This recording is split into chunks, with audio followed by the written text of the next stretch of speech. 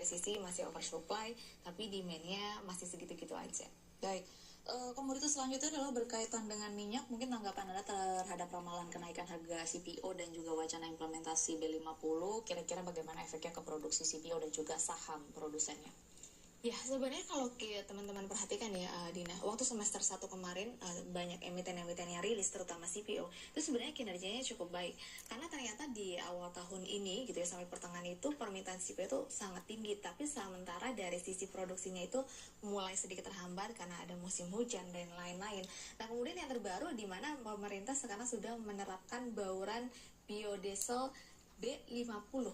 Berarti kan ini nanti dari bahan bakar, bukan hanya minyak brand oil aja ataupun juga dari WTI, tapi nanti akan menggunakan CPO juga, sehingga penyerapan CPO harusnya bisa lebih besar. Apalagi B50 ini sudah mulai diterapkan di tahun depan. Nah, harapannya ini juga bisa meningkatkan harga CPO. Nah, sekarang kenaikan harga CPO masalahnya didorong oleh kenaikan minyak nabati lainnya ya. Jadi memang untuk yang implementasi BB sebelumnya itu belum terlihat cukup signifikan, tapi harapannya B50 bisa kita lihat signifikan kenaikannya di tahun depan gitu ya, sehingga itu mempengaruhi harga CPO juga. Oke, baik, lalu tadi kita sudah cukup banyak membahas berkaitan dengan sejumlah komoditas, tapi menurut Anda apakah memang di bulan Desember ini akan ada sektor-sektor yang juga akan memberikan pergerakan yang cukup signifikan bagi IHSG? Mungkin yang berkaitan dengan daya beli masyarakat, mengingat di Desember ini kan selalu ditunggu-tunggu adalah momen Nataru yang seharusnya konsumsi itu meningkat. Bagaimana dengan analisis dan proyeksi Anda?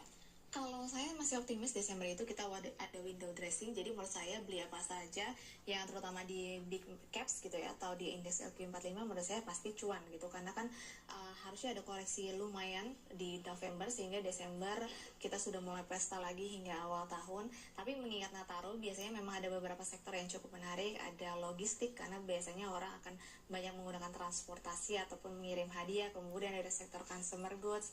Jadi sebenarnya banyak sektor juga, banking harusnya juga masih diuntungkan gitu ya.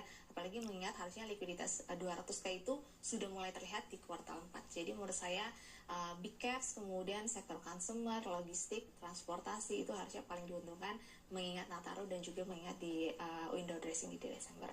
Baik, terakhir pertanyaan saya berkaitan dengan rupiah yang masih belum beranjak dari level 16.600. Proyeksi Anda seperti apa? Kalau rupiah memang kayaknya agak sulit ya, ini nggak sejalan dengan ISG ya Dina ya. Kalau kita lihat memang rupiah ini masih agak berat.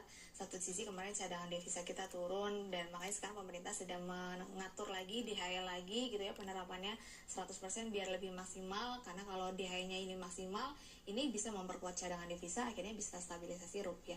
Rupiah kita sini menurut saya sih masih agak berat, karena satu sisi kemarin APBN kita masih defisit, sehingga